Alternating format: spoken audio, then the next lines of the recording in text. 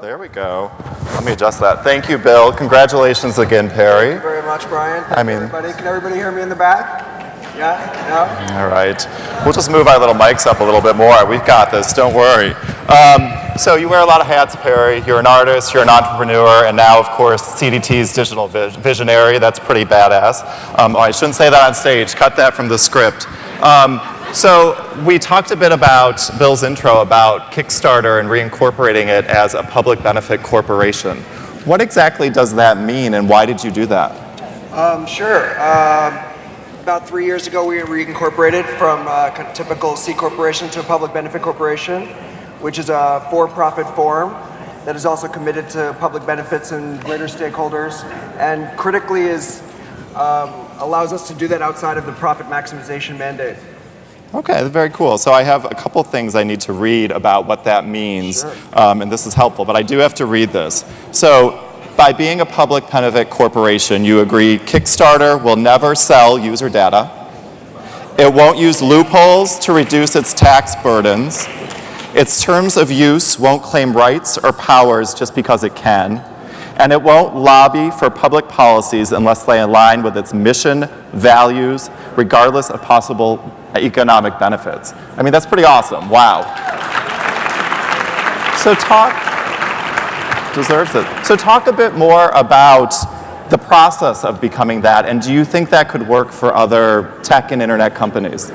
Yeah, so that's actually amendments we made to our charter in addition to being a public benefit corporation. Oh, so this is above and beyond. Well, when we were reincorporating, it was a moment where we could go in and author some specific commitments in the charter, and so we chose those 3.5 years ago, and I think an important week maybe to talk about that stuff.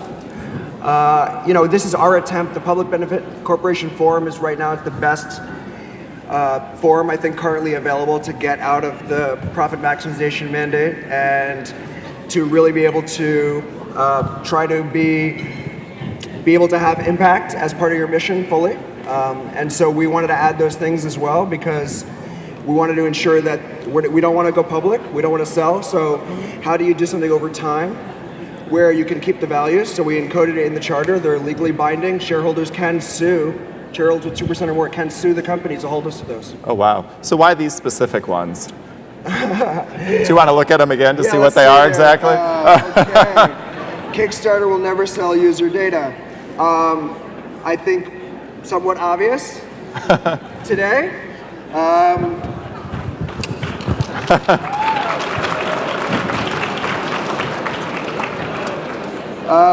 We won't use loopholes to reduce our tax burden. Again, I mean, I don't have to tell people in this room where these come from. I think that we see that this is trying to push back against a culture of industry standard. I think where a lot of good people end up in entities where they are compelled because the vehicles, the entities themselves under the profit maximization mandate, often force good and ethical people into, making decisions, or somebody else will come and do that job. So, again, we had the opportunity to rewrite our charter. I know not every company has that opportunity. Public benefit corporations are more for, I think founders that still have enough control to shift into that, or new companies starting in that vehicle, probably less likely for large existing public companies. Cool, thank you. Hey folks in the back, we're having a little sound issue, so if you could quiet down, I'd be super appreciative. Thank you. Oh, there we go. See, I knew I had an applause line in there. So let's look at the internet as a whole a bit. Do you think it's living up to its potential? And do you think tech companies in general should be doing more to, let's just say, benefit the general social good or social well-being? I don't think tech industry matters. I think technology, the book was technology. Technology through time, everything has been technology and then it isn't. I think it's really up to the people. A lot of the people in the room, like how do we want these things to be vehicles for our values? I think right now we're trapped inside of, mandates and theology that force the hand. And so I think we see what things like we're talking about this week happen. Yeah. And if we want to step outside of that, I think we're going to have to develop new systems, new forms of corporate governance, and move on to a new religion in this country from celebrity and profit.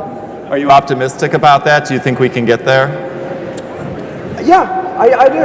I mean, I think definitely. I mean, I think these things go in cycles.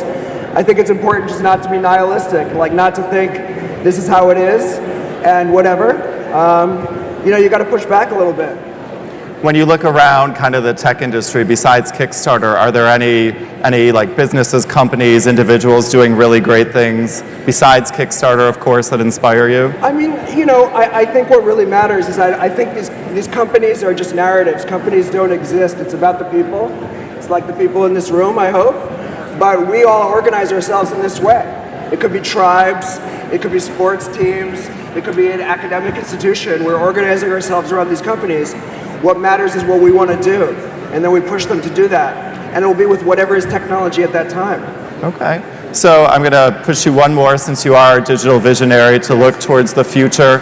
The next big challenges that tech needs to deal with to get it right, what are they? What are the things that should be on our radar right now? The next big challenge for tech? Does it feel right now? Or we're not good right now? I mean, listen, we're going to have to deal with the issue at hand. We're going to have to deal with the issue that we're all talking about right now. I know there's people from those organizations here tonight, and I want to assume that you guys are very smart and ethical people, and you're working from the inside to try to move us into a place we want to be.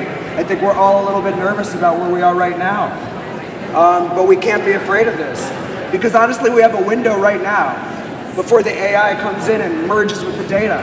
So let's not pretend this is not a window, and let's make a change. Let's try to push back, and we can do that. But if we just sit back, it won't happen. But I'm optimistic. I want to be optimistic.